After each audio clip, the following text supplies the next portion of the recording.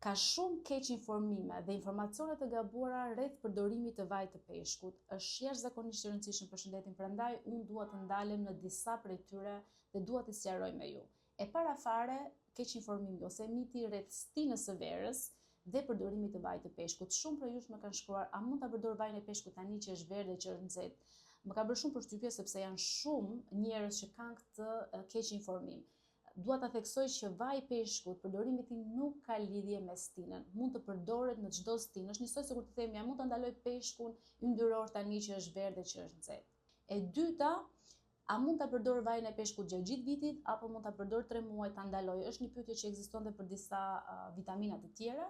Dhe absolutisht vaji i peshkut duhet të përdoret çdo ditë. Nuk është një përdorim periodik që ti mund ta përdorësh dhe ta ndalosh. Çdo ditë 1 deri në 2 gram EPA dhe DHA nëse do që të arrish një indeks të lartë omega 3 që të mbronte shumë sëmundjeve.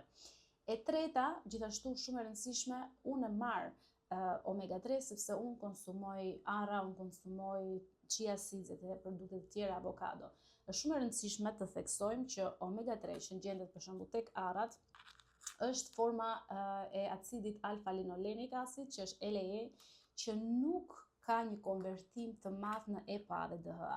Acidet yndyrore, sepse janë 3 lloje, EPA dhe DHA me bazë peshku, janë ato që kanë treguar përfitime të jashtëzakonshme për shëndetin. Një keq informim tjetër, shumë i rëndësishëm rreth përdorimit të vajit të peshkut, ka të bëjë dhe me efektet anësore që ai ka. A më rrit tensionin vaji i peshkut është një pyetje, a rrit rrezikun për stroke? Për sa i përket përdorimit të vajit të peshkut, ai përkundrazi mund ta ulë tensionin dhe jo ta rritë tensionin.